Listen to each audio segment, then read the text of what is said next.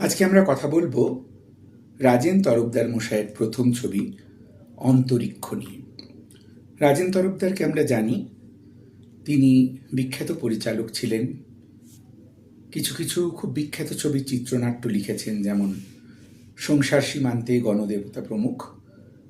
তবে সব থেকে বেশি তাকে জানি আমরা গঙ্গা ছবিটির জন্য, যেটি এক সময়কার বিখ্যাত ছবি সমরেশ বসুর কাহিনী অবলম্বনে।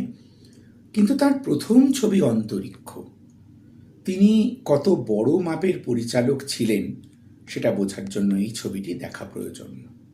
ছবির প্রধান ভূমিকায় আছেন ছবি বিশ্বাস, এক জমিদারের চরিত্রে, যে চরিত্রে ছবি বিশ্বাসের মতন বোধহয় কেউ কখনো আর অভিনয় করতে পারেননি। জলসাঘরের ছবি বিশ্বাসকে আমরা সবাই জানি, অন্তরীক্ষের ছবি বিশ্বাসকে দেখা প্রয়োজন। ঠিক জমিদারি অভিনয়, জমিদার ঠিক কীরকম হয় সেটা বোধহয় মূর্ত হয়ে উঠেছে তার অভিনয়। নায়ক নায়িকার ভূমিকায় রয়েছেন কাজল চট্টোপাধ্যায় এবং প্রবীর কুমার। কাজল চট্টোপাধ্যায় পরে যিনি দীনেন গুপ্তর সহধর্মিণী হন এবং কাজল গুপ্ত নামে পরিচিত হন। এটি তার প্রথম দিকের ছবি, সম্ভবত প্রথম ছবি। এবং আরও একজন বিখ্যাত নায়িকার এটি প্রথম ছবি, সন্ধ্যা রায়। তিনি এই ছবিতে খুব ছোট রোল, তিনি কাজল গুপ্তর বান্ধবীর চরিত্রে অভিনয় করেছেন। কিন্তু এই ছবিটা দেখার কারণ আমার মনে হয় ছবিতে নীরবতার ব্যবহার কত সুন্দর হতে পারে, প্রকৃতিকে কত সুন্দরভাবে সাদা কালো ছবিতে তুলে ধরা যায়, সেটা দেখার জন্য এই ছবিটি দেখা প্রয়োজন। ছবির শুরুর দিকে একটি দোল খেলার দৃশ্য আছে, গ্রামের মেয়েরা দোল খেলছে।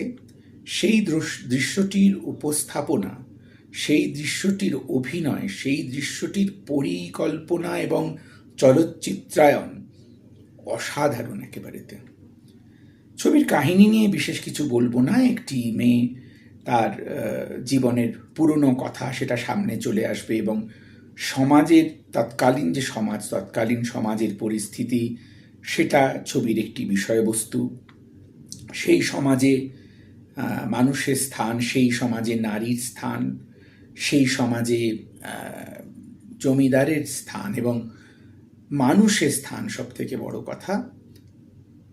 বড় কথা ছবিটি মানবিকতার ছবি, ছবিটি সাধারণ মানুষের ছবি। নিশ্চয়ই জমিদার একটা গুরুত্বপূর্ণ চরিত্র এখানে, সেই সময় জমিদার খুব গুরুত্বপূর্ণ ছিল সমাজের জন্য। কিন্তু জমিদারই যে শেষ কথা নয়, মানুষই যে শেষ কথা, সবার উপরে মানুষ সত্য, এই যে কথাটি, এইটি দেখা যাবে এই ছবিতে। ছবিটি দেখুন, ছবিটি আছে ইউটিউবে, বিনা খরচে দেখা যাবে।